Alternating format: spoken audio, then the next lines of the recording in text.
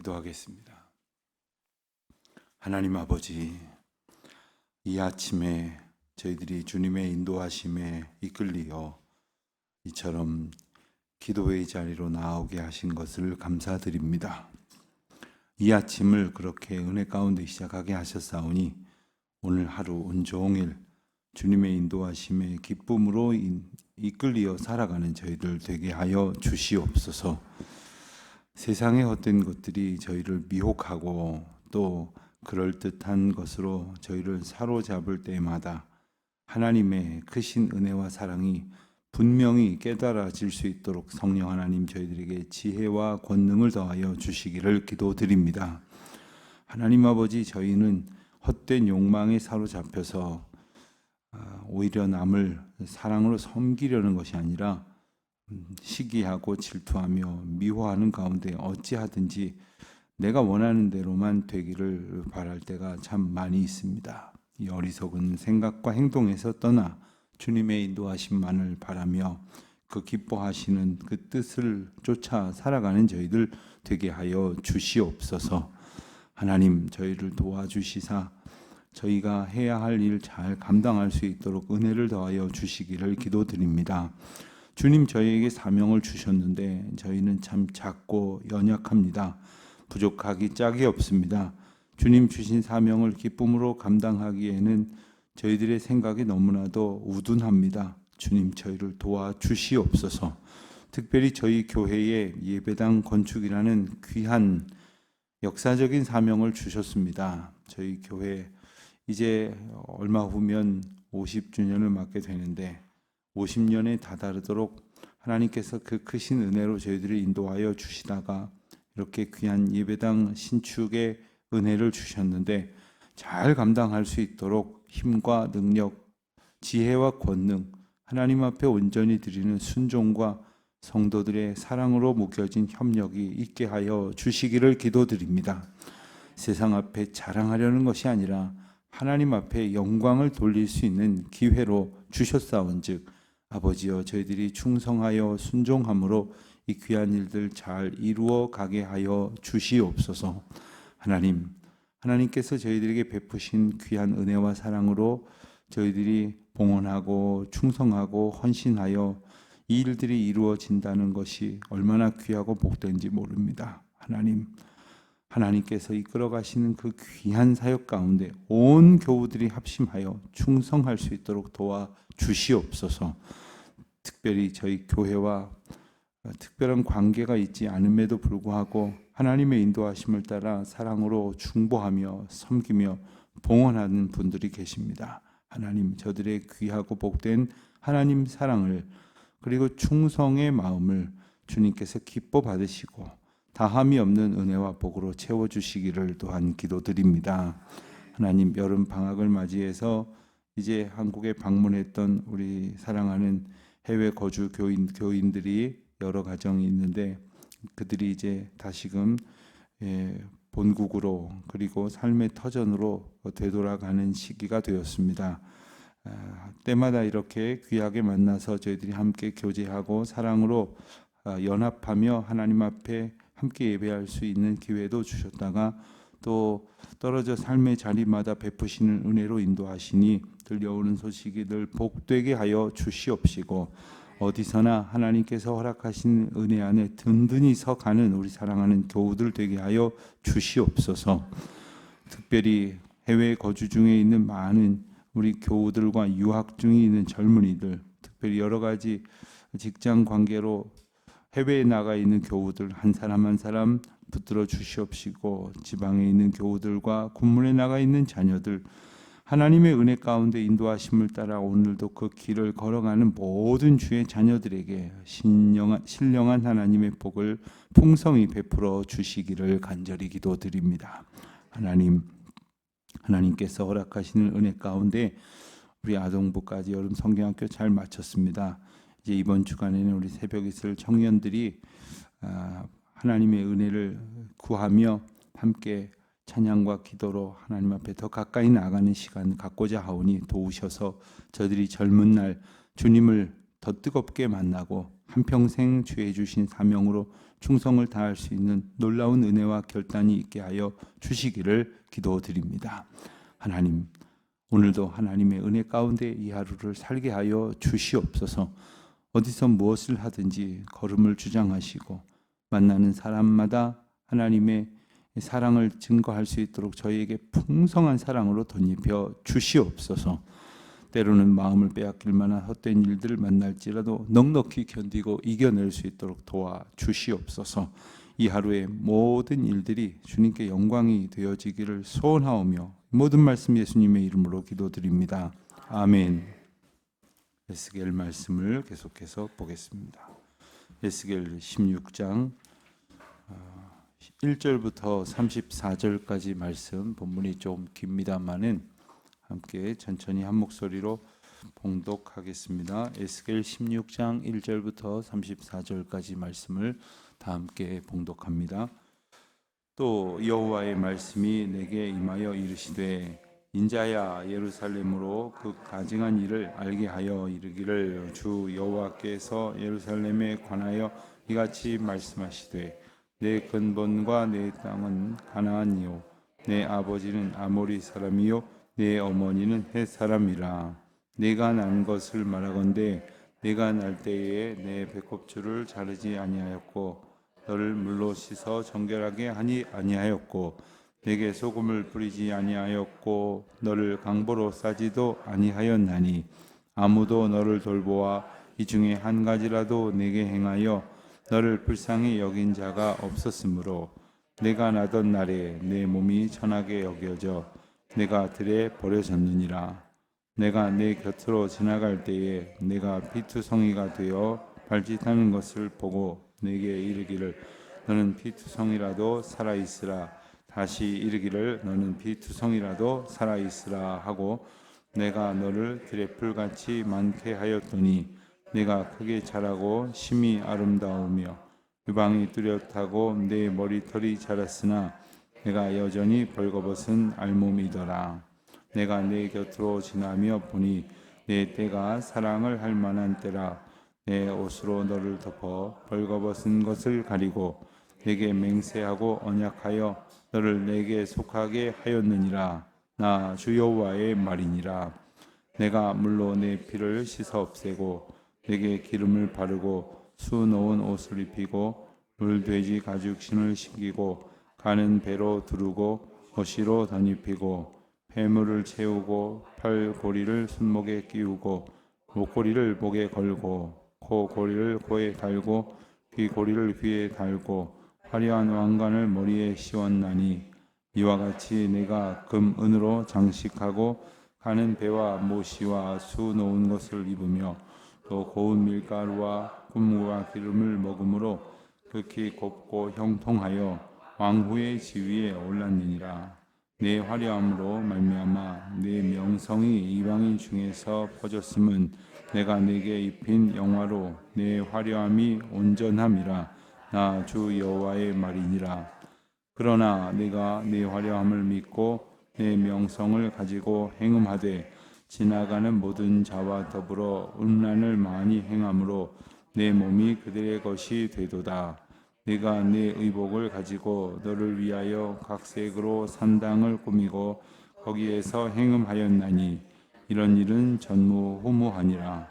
내가 또 내게 준 금, 은 장식품으로 너를 위하여 남자 우상을 만들어 행음하며 또 내 수놓은 옷을 그 우상에게 입히고 나의 기름과 향을 그 앞에 베풀며 또 내가 내게 주어 먹게 한 내 음식물 곧 고운 밀가루와 기름과 꿀을 내가 그 앞에 베풀어 향기를 삼았나니 과연 그렇게 하였느니라.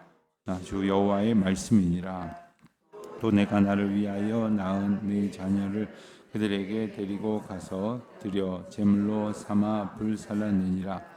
내가 내 음행을 작은 일로 여겨서 나의 자녀들을 죽여 우상에게 넘겨 불 가운데로 지나가게 하였나니 내가 어렸을 때에 벌거벗은 몸이었으며 비투성이가 되어서 발짓하던 것을 기억하지 아니하고 내가 모든 가증한 일과 음란을 행하였느니라.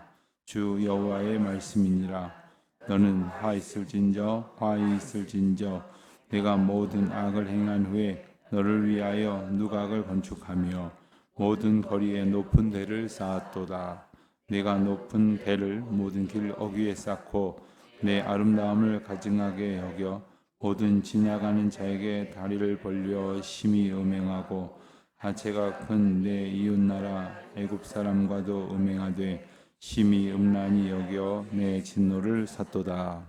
그러므로 내가 내 손을 내 위에 펴서 내 일용할 양식을 감하고 너를 미워하는 블레셋 여자 곧 더러운 행실을 부끄러워하는 자에게 너를 넘겨 임의로 하게 하였거늘 내가 음욕이 차지 아니하여 또 아수르 사람과 행음하고 그들과 행음하고도 아직도 부족하게 여겨 장사하는 땅 갈대아까지 심히 행음하되 아직도 족한 줄을 알지 못하였느니라.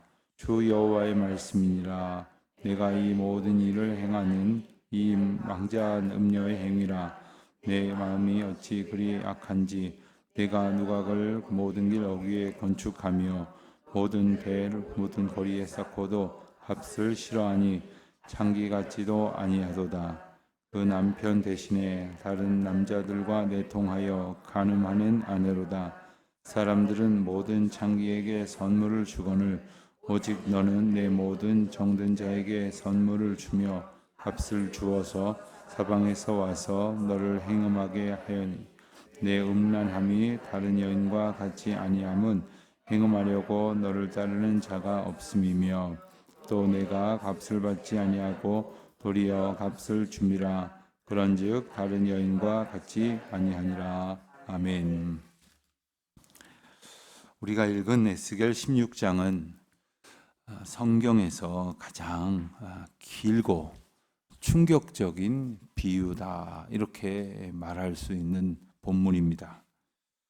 오늘과 내일 그리고 모레까지 나누어서 이 16장 말씀을 보게 되는데 하나님과 예루살렘 즉 하나님과 이스라엘의 관계를 비유로 묘사를 하기를 마치 하나님과 결혼한 아내, 하나님과 결혼하게 된 여성, 여인이라는 그러한 관점에서 이 이야기가 이제 묘사가 되고 있습니다.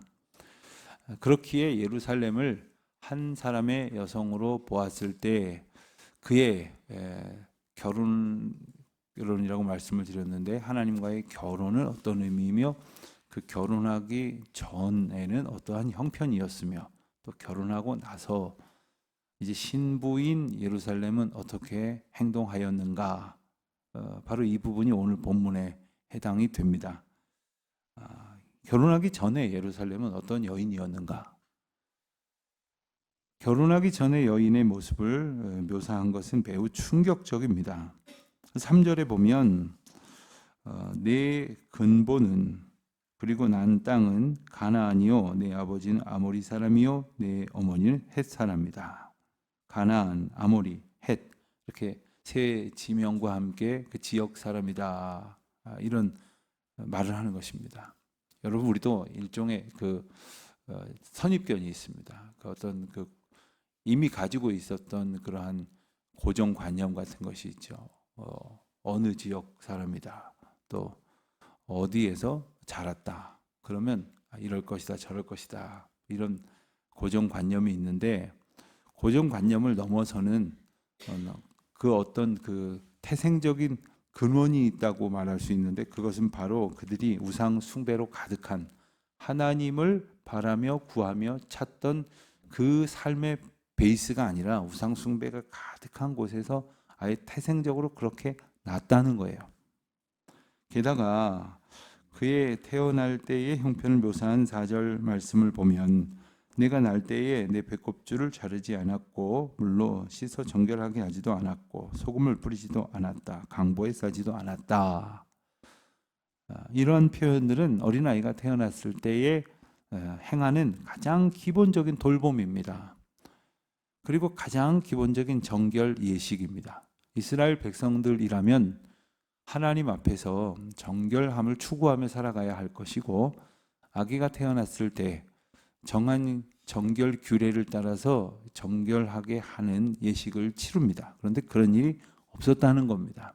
그러니까 태어날 때부터 아예 하나님 앞에 정결함을 추구하는 것과는 거리가 있었다, 멀었다. 그래서 하나님의 보호하심과 인도하심 가운데 살았던 것이 아니라 아무도 돌보지 않는 버려진 존재였다. 그들의 정결 예식은 그렇다 치더라도 배꼽줄도 자르지 않았다. 물로 씻어 정결하게 하지도 않았다. 이 말은 뭡니까? 그대로 태어나진 채 그대로 버려졌다는 것을 의미하는 것입니다. 그런데 그 비참한 출생이 예루살렘, 즉 이스라엘의 근본이었는데 하나님께서 6절 말씀에 보니까 그 곁으로 지나실 때에 피투성이가 되어 있는 것을 발견하시고서는 선포하시고 그에게 선언하십니다. 내가 피투성이라도 살아있어라. 살아있어라. 이 말씀은 하나님께서 이스라엘과 예루살렘에 주시는 가장 귀한 은혜의 시작입니다. 죽어 없어질 것이 아니라 살아있으라는 명령을 하십니다. 살아있기 위해서는 하나님께서 살려주시는 은혜가 당연히 있어야 합니다만 그것은 당연한 것이고 살아있으려면 살아있어야 할 자가 해야 할 일이 있습니다. 그게 뭡니까? 숨을 쉬어야 합니다. 여성들이 아기 낳을 때라든가 혹은 어려운 치료를 받을 때라든가 혹은 수술을 앞두고 있을 때 너무나 고통스러워서 숨조차 제대로 쉬지 못하는 그런 환자가 있어요. 그럼 의사 선생님이 옆에서 뭐라고 그러냐면 숨 쉬세요. 숨 쉬세요. 여러분 본능적으로 사람은 숨을 쉬고 싶어 합니다. 그런데 숨을 쉬라고 한 이게 참 무슨 말입니까? 그만큼 숨을 쉬는 것에 전념하지 않으면 그 고비를 넘기지 못할 만큼의 상황을 우리가 만나게 된다는 거예요. 다른 건 아무것도 소용없습니다. 어떤 것도 할 수도 없고 할 필요도 없습니다. 지금 그런 것을 할 때가 아닙니다. 지금 할 일은 숨을 쉬는 겁니다. 내가 숨을 쉬지 못할 만큼 고통스러워 할 때에 하나님께서는 예루살렘을 건지시고 때로는 우리를 건지셔서 살아있으라고 숨을 쉬라고 명령을 하시는 거예요. 오늘도 때로는 저는 너무 힘들어서 아무 살 소망이 없어요. 정말 죽을 것 같아요. 이런 이야기들을 더러 하시는 분들이 있을 수 있는데 그렇다면 오직 이 한 가지 명령이라도 붙들어야 합니다. 살아있으라. 숨을 쉬라. 하나님께서 피투성이라도 좋으니까 살아있으라. 명령을 하십니다. 그리고는 8절 말씀에 보면 하나님이 얼마나 놀랍게 회복시키시고 그리고 영광 가운데 인도하시는지를 보게 됩니다. 내 옷으로 너를 덮어 벌거벗은 것을 가리고 맹세하여 언약하여 너를 내게 속하게 하였느니라. 이제 세월이 지나서 이제 사랑을 할 만한 때가 이제 어른이 되어서 이제 결혼을 할 만한 때가 되었습니다. 하나님께서 그를 아름답게 이제 살피어서 아내로 택하여 맞이했다는 거예요. 얼마나 귀하게 삼았는가. 9절, 10절, 11절, 12절 말씀을 보면 이 귀하게 아름답게 가꾸어 주시는 모습을 보게 됩니다. 또 11절, 13절에 보면 내가 근음으로 장식하고 또 여러 가지 것들로 곱고 형통하게 하여서 왕후의 지위에 올랐느니라 했습니다. 여러분 불과 이제 몇 절 앞에 보면은 피투성이라도 좋으니까 살아있으라는 명령을 들어야 하는 형편이었고 또 그보다 몇 절을 더 거슬러 올라가면 태어났으나 아무도 돌보지 않은 채 버려진 비참한 존재였다는 것을 생각하면 왕후의 자리에 올랐다. 얼마나 놀랍습니까? 우리 교우들이 새벽에는 별로 놀라지도 않고 감동도 잘 안 받으시려고 하시고 그러는데 얼마나 놀랍습니까? 저는 이 본문을 보면서 예전에 한국에 오셨던 어떤 그 프랑스의 그 의원이면서 장관인 그 여성이 생각이 났습니다. 제가 그래서 자료를 찾아보니까 이분 이름이 폴레르 펠르랭이라고 하는 분인데 이분이 태어난 지 4일 만에 서울의 길거리에 버려지게 됩니다. 그래서 그 옛날 아이를 주워가지고 어떻게 할 수가 없으니까 고아원에 보냅니다. 고아원에서 한 6개월쯤 키우다가 프랑스로 입양을 시켰습니다. 그런데 그가 여성으로서 프랑스 사회에서 의원으로 그리고 장관으로 그리고 국가의 아주 귀한 몇 사람 안 되는 개혁위원으로 이렇게 세워져서 프랑스 정부를 위해서 열심히 일을 하다가 제가 정확히 기억이 안 나는데 꽤 오래전에 한국을 방문하게 됩니다. 한 2012년 뭐 이 정도 되는 것 같은데 한국을 방문해서 한국에서 그의 이야기가 이렇게 조명이 되는 것을 기억합니다. 한국에서 버려진 그야말로 그날 숨이 끊어져도 할 말이 없는 그런 존재가 이렇게 건져져 가지고 남의 나라에 가서 이렇게 일국의 장관이 되고 또 그렇게 귀한 일을 할 수 있도록 쓰임을 받았다. 얼마나 놀랍습니까? 그런데 그 정도가 아니라 왕후로 삼으셨다 하는 겁니다. 자, 그런데 15절 보니까 그러나 잘 나가다가 그러나 어떻게 됐다는 겁니까? 네가 내 화려함을 믿고 명성을 가지고 행음하였다. 그러니까 하나님께서 아름답고 화려하게 그를 높여 가꾸어 주신 것을 가지고 행음했다는 거예요. 어떤 분은요, 돈이 없으면 말썽을 안 부리는데 돈이 주어지니까 말썽을 부리는 분이 있어요. 심지어는 이런 분도 본 적이 있어요. 남편이 연약했을 때는 하나님만 의지하다가 건강해지니까 다 돌아다니면서 온갖 나쁜 짓을 합니다. 어떻게 하면 좋겠습니까? 이런 분도 안타까운 기도의 제목도 들어본 적이 있어요. 하나님께서 우리에게 주신 것을 가지고 하나님께 영광을 돌려야 할 것인데 그것 가지고 행음했다는 거예요. 그러니 아름답게 꾸며주시고 그리고 온갖 것들로 화려하게 장식을 해 주었으니 얼마나 고귀한 여성이 되었겠습니까? 그렇게 귀하게 해 주셨더니 그것 가지고 행음했다는 겁니다. 어떻게 우리는 죄악에 빠지는가? 하나님의 은혜를 잊을 때 죄악에 빠집니다. 어떻게 해야 우리가 죄악을 이겨낼 수 있을까? 하나님의 은혜를 기억하는 겁니다. 하나님의 은혜를 기억하는 자만이 하나님의 은혜 가운데 살 수 있게 됩니다. 그러나 그는 받은 은혜를 잊어버리고 나니 그 받은 은혜의 흔적들을 가지고 우상을 섬겼습니다. 심지어 20절에 보면 네가 나를 위하여 낳은 내 자녀를 그들에게 데리고 와서 드려 제물로 삼아 불살랐느니라. 고대 근동에는 이 인신 제사가 횡행했습니다. 왜 인신 제사를 했을까요? 그래서 어떤 분들은 하나님께서 창세기 22장에서 아브라함에게 아들을 바치라고 하신 것도 뭐 그런 맥락입니까? 이런 말씀을 하시는데 전혀 다른 거죠. 자, 그들이 인신 제사를 했던 이유는 두 가지 어설픈 흉내를 냈기 때문입니다. 하나는 어떤 자기들이 섬기는 그 우상이 그 자기들이 자녀들이라도 잡아 바치면 가장 귀한 것을 바쳤다고 생각을 해서 가장 내가 생각할 수 있는 귀한 것을 줄 것이다 라고 여겼기 때문입니다. 또 한 가지는 고대 근동에 있었던 그 동물 제사, 하나님께서 이스라엘 백성들에게 주셨던 그 동물 제사를 흉내낸 여러 유형의 제사들이 있었다고 전해지는데 그들이 생각을 할 때 어떻습니까? 내가 지은 죄가 많은데 조그만 거 바치면 해결이 안 될 것 같고 큰 걸 바치면 해결이 될 것 같다는 생각을 하게 되지 않겠습니까? 그러다 보니까 더 크고 하나님께서는 법도에 따라 정해 주셨어요. 어떻게 제사를 지내야 될지를 다 정해 주셨어요. 그런데 그들은 그냥 자기들이 생각할 때 큰 거, 더 많이, 더 귀한 것 갖다 바치면 될 거라고 생각을 하니까 하나님을 위하여 낳은 하나님께서 허락하신 아들, 딸까지도 자기들이 갖다 잡아다 바친 거예요. 그러니까 하나님의 뜻과는 아무 상관없이 이제 자기들이 원하는 대로 얻고자 하는 것을 얻는 수단으로 삼았다는 것이죠. 여러분, 우리가 하나님께서 주신 은혜를 하나님의 영광을 돌리는 곳에 사용해야 되는데 그 은혜를 잊어버리면 그것 갖고 음행하고 그것 갖고 범죄하고 그것 갖고 하나님을 거스르는 일들을 한다는 거예요.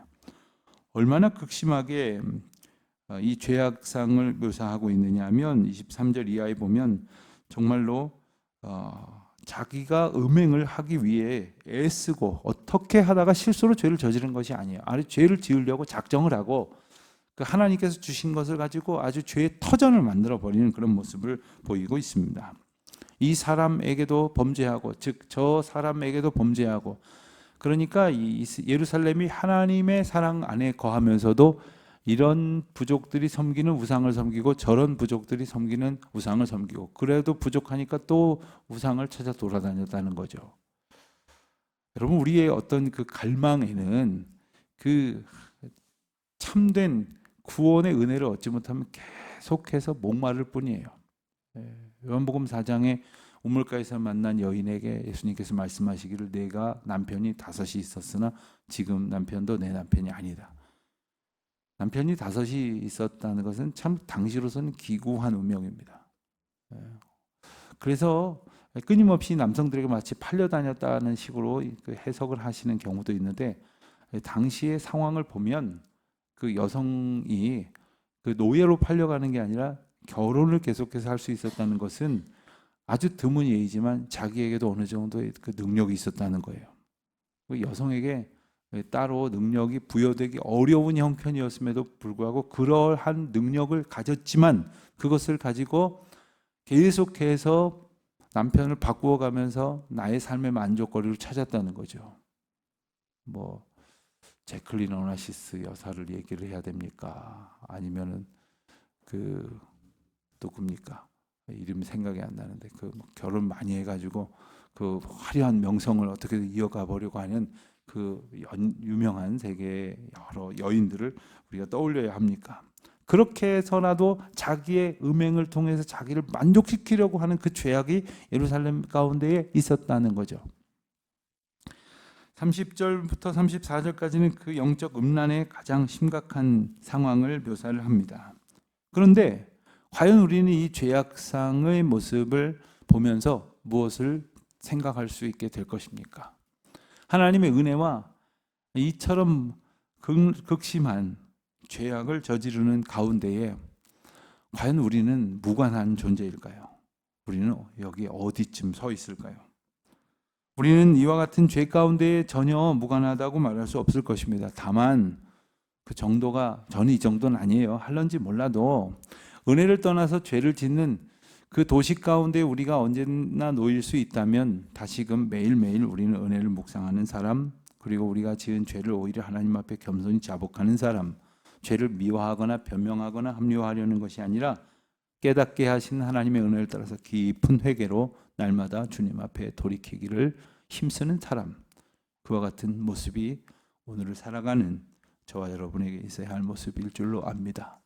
은혜를 잊어버릴 때 누구도 예외 없이 범죄합니다. 그 은혜를 기억하고 감사하고 또 주신 은혜를 묵상하면서 이제 허락하실 은혜를 소망하는 믿음의 사람으로 사는 저와 여러분 되시기를 주의 이름으로 축원드립니다. 하나님 아버지, 저희를 오늘도 은혜 가운데 인도하여 주셨사오니 오직 그 은혜 안에 거하는 기쁨으로 충만케 하옵소서. 예수님의 이름으로 기도드립니다. 아멘.